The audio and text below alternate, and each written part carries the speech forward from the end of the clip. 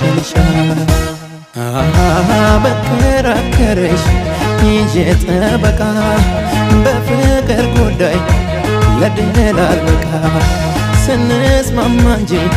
የኛ ደስታችን አንጠቀምም በሞገታችን ስትከተይ የራስሽን እውነት አዳክመሽዋል የኔን ሰውነት በመተው መብትሽ ስትጠቀሚ